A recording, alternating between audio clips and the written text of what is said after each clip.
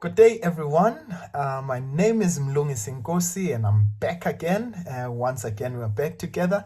And of course, I'll continue to be your plug when it comes to maths and science. And of course, if you haven't subscribed, please just hit that subscribe button. You want to do it now before you forget. And of course, hit that notification bell so that you are notified every time that we are posting a new lesson. And of course, for those of you who need assistance, we've got our extra classes that we offer, particularly even for those of you who are upgrading or those of you who are in Matric. And of course, you can always email us. Our email address is info@mlungisinkosi.co.za. Right, so today we're going to be looking at Venn diagrams. They're quite a nice way of representing data on statistical data in this case, or probabilities in this case. So what we're going to do is we're just going to unpack a few things before we get started, just to remind us of what exactly happens in probability. We've already have some videos. If you haven't watched them on the introduction, you can always please just refer to those.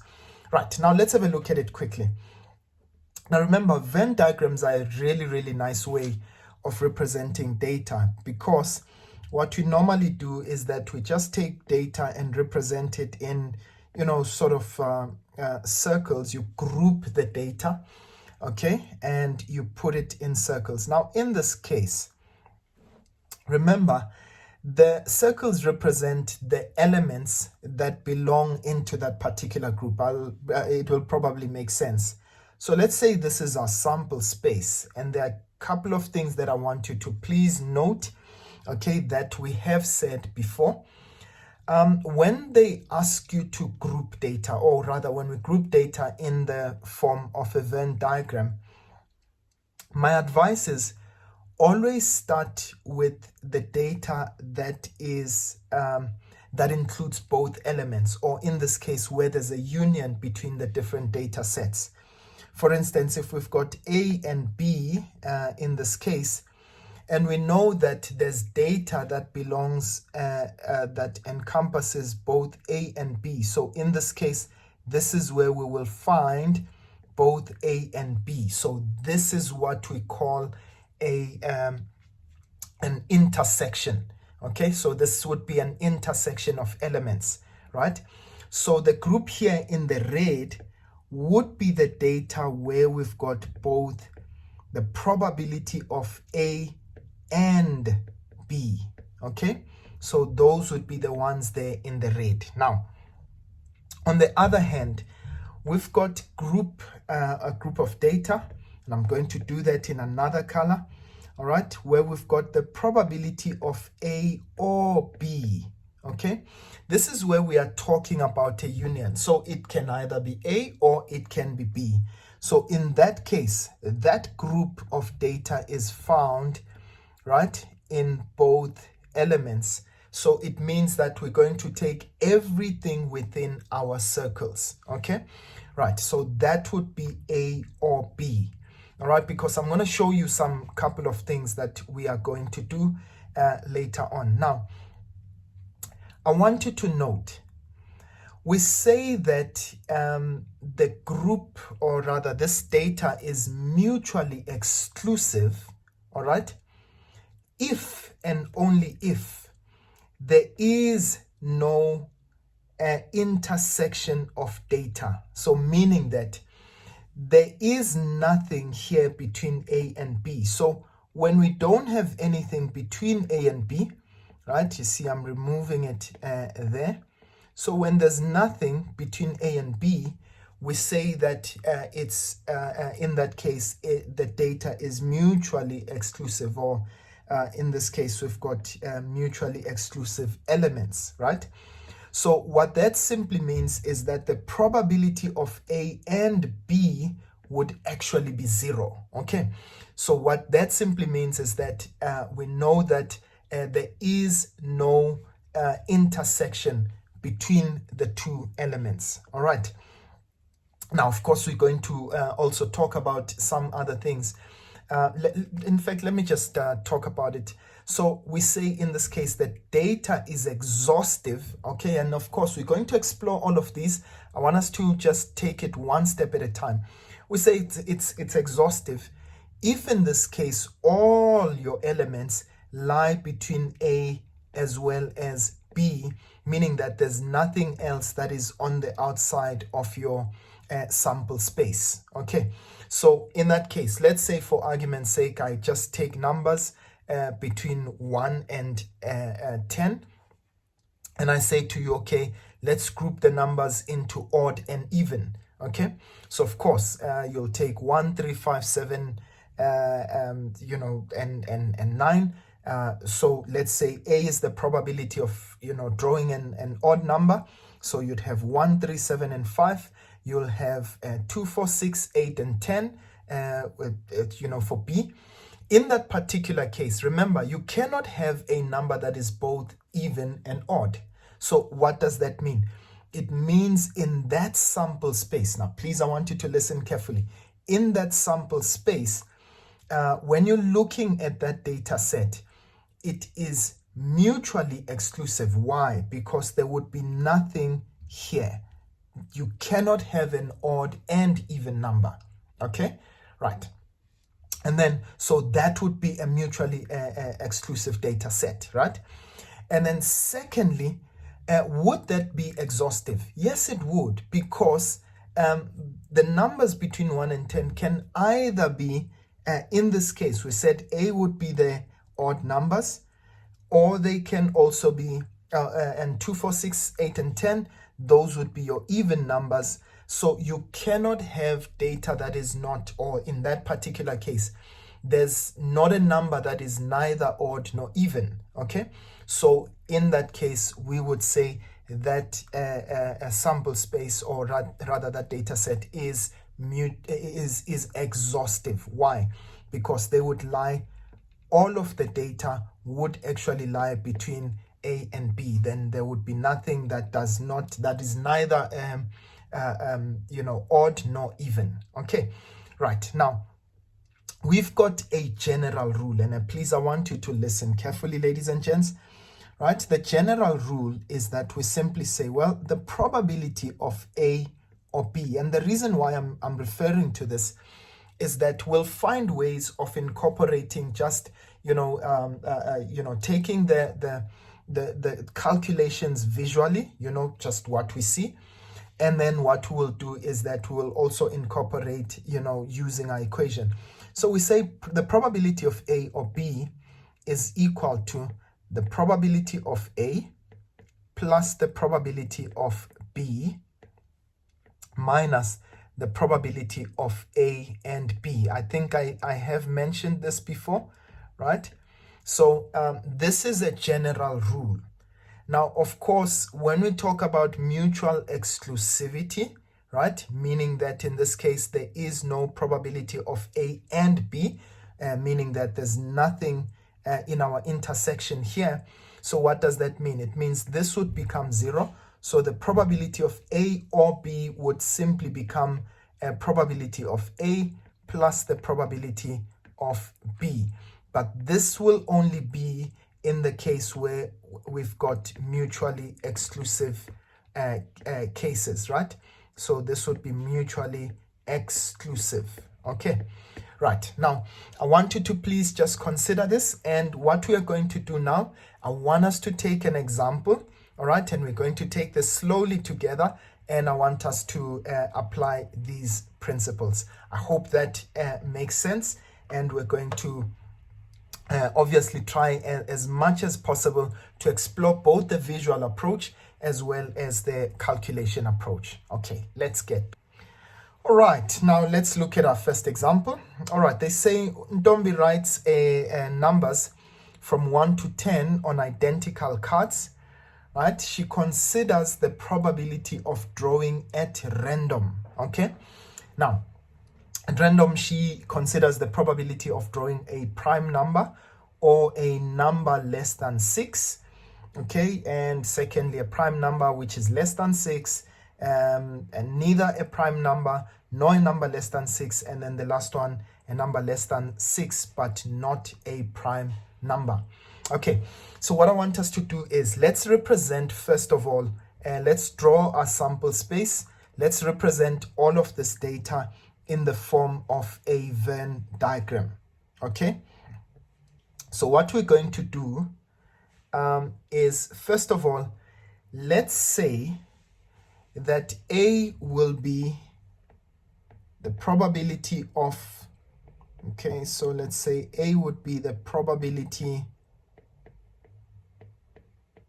of drawing a number. Remember, we are dealing with a number less than 6 or a prime number.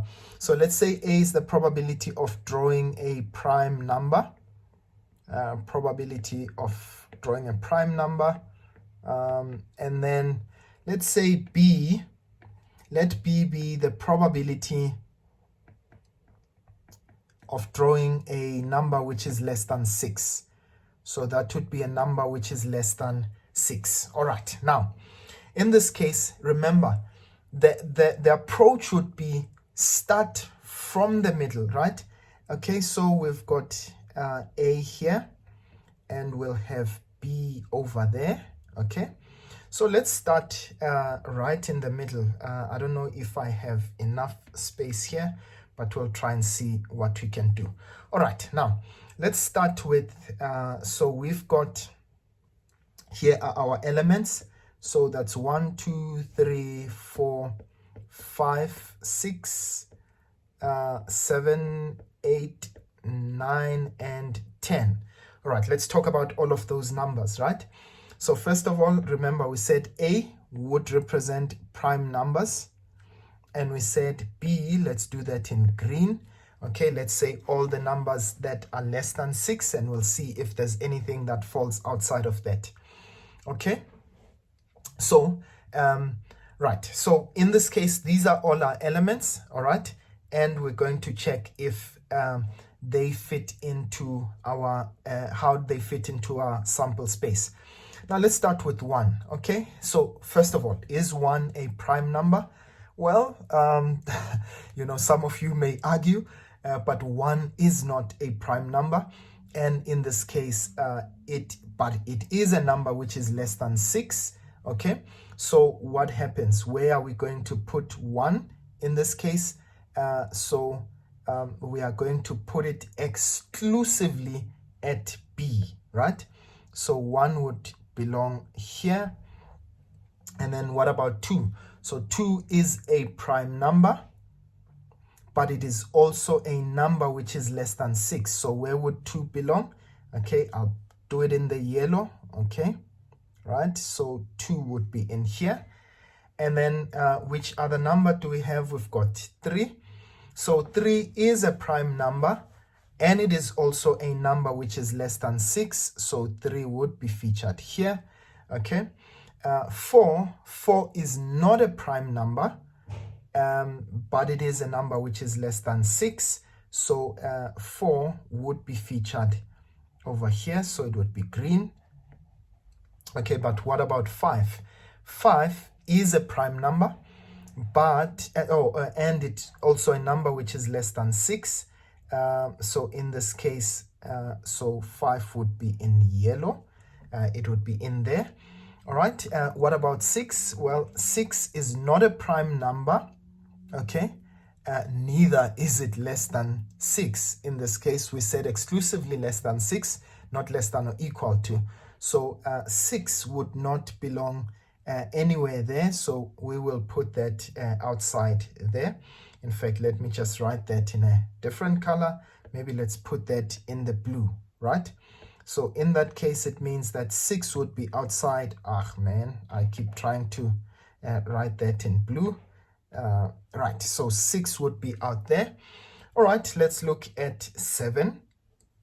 7 is definitely a prime number, but it is not less than 6. So in this case, it would be on the red side. So 8, it is not a prime number. It's not a number less than 6. So in that case, it would be outside of here. All right, so in this case, we've got 9. 9 is a prime number. Oh, no, actually, it's not a prime number. And in this case, it's not less than 6. So 9 would actually be out here. So in the blue, okay.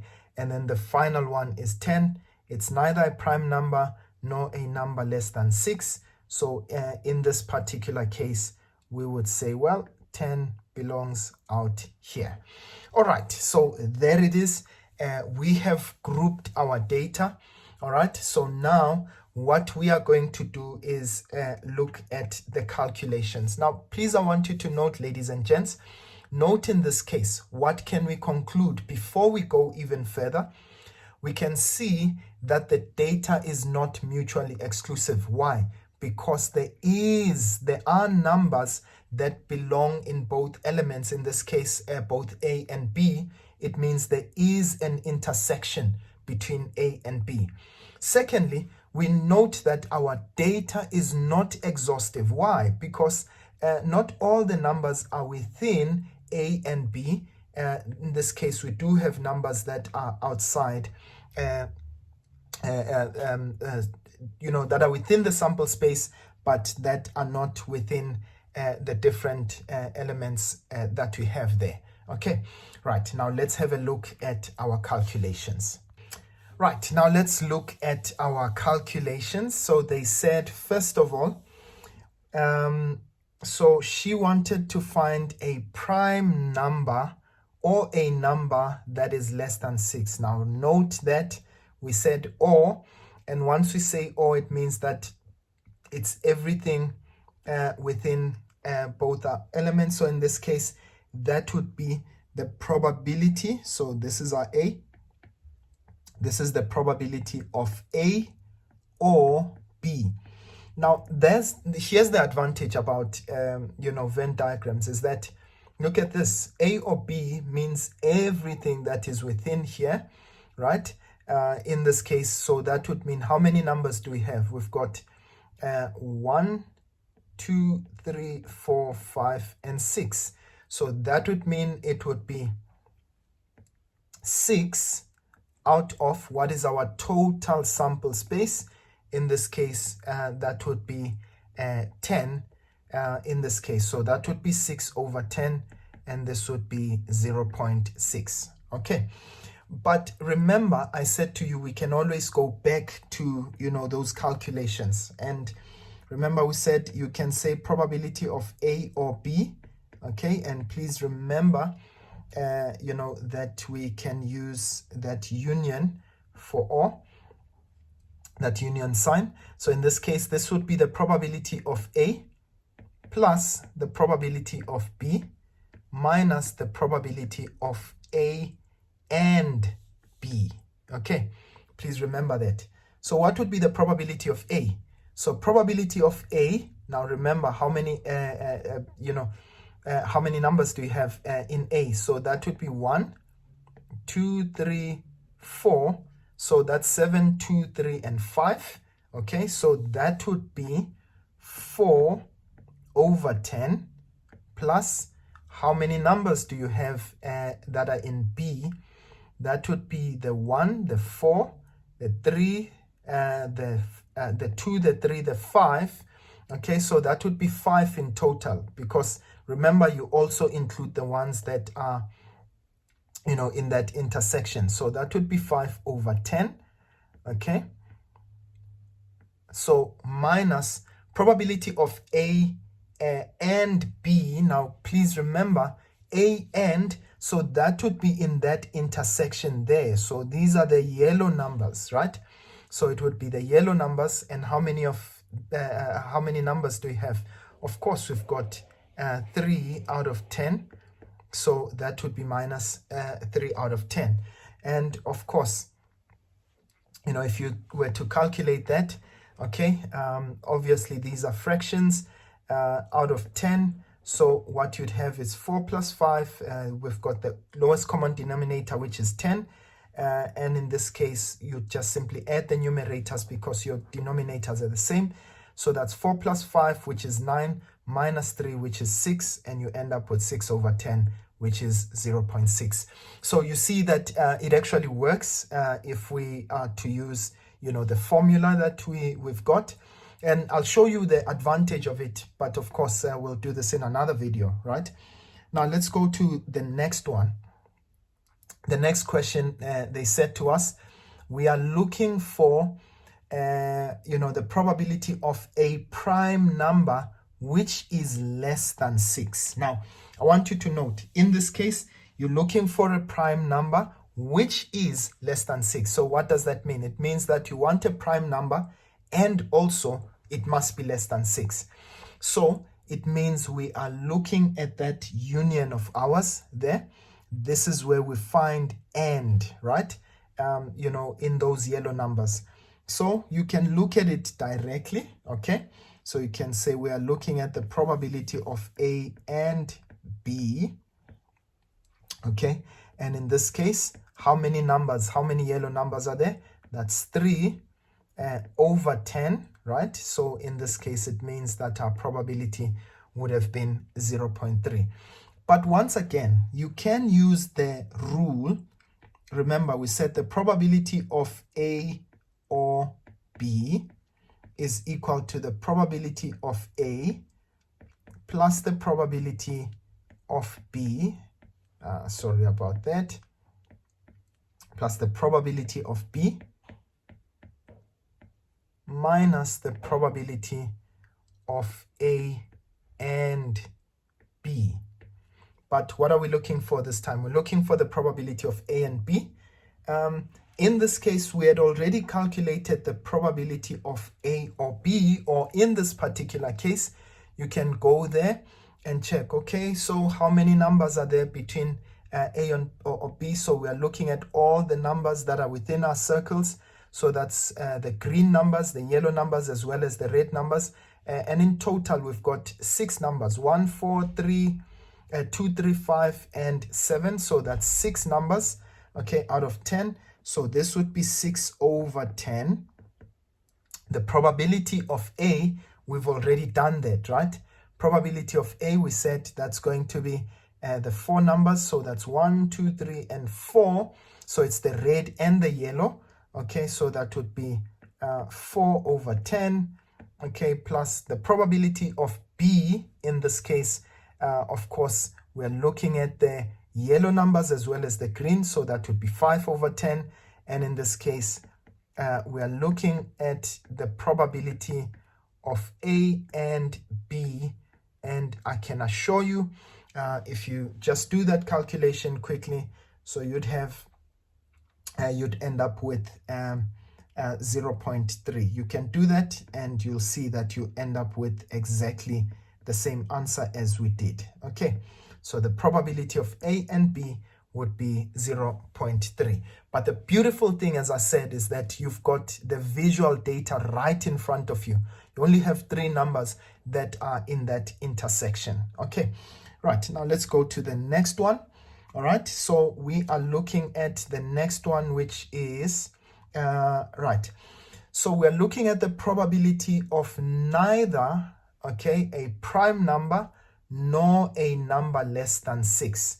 So we want a number that is neither prime nor a number less than 6. So what are we looking at? The numbers that are outside. How many are they? Okay, they are neither prime nor are they less than 6. So we are looking at the probability of not A and not B. Okay, so in that case, we can just simply say, well, we've got 4 numbers outside divided by 10. And of course, you could have again done that visually, just like we did here. So that would be 0.4. Okay, or alternatively, just use your calculations again. If you want to, remember the probability, whenever we use and, you can always just say this would be the probability of A. Okay, right, now remember our golden rule. That's what we used in the previous example, right?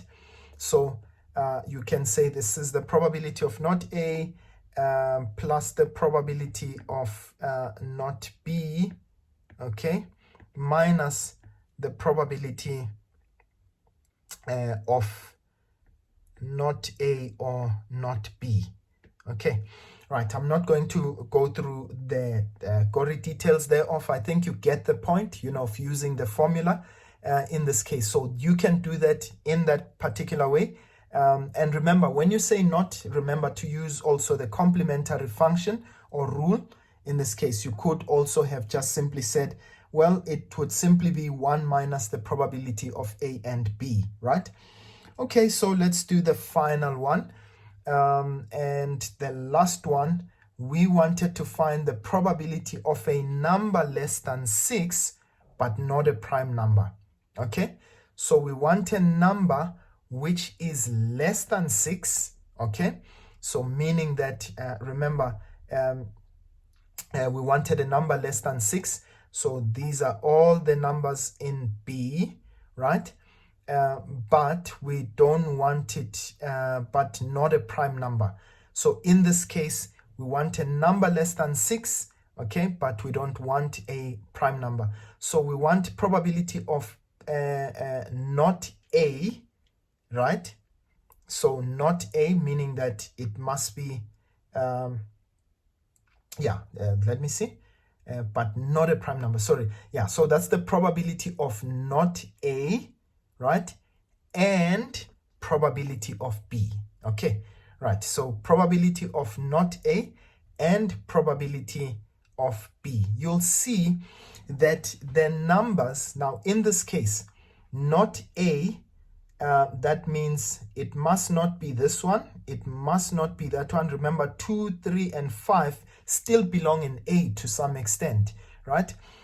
So it must not be A, but it must be, it must also be the probability of B. So we are only left with 2 numbers. Okay, in that case, that is 1 and 4. They are both less than 6 in that case, and they are not prime. Okay, so we were simply looking at the probability of not A and B. Okay, so we're left with 2/10. So that would be those 2 numbers, which is 2/10. And of course, if you want to, you can use that formula and see if that works out for you. All right, so what we're going to do in our next video is, of course, we know with Venn diagram, they can also represent, data in the form of, probabilities. And so they don't give you the actual elements or the actual events themselves, but they can give you probabilities instead. So we're going to be looking at that and how to answer those type of questions. I hope you've enjoyed the lesson, ladies and gents. Please don't forget to like the lesson and, of course, share and subscribe for those of you that haven't subscribed. Otherwise, I'll see you guys next time. Sharp, sharp.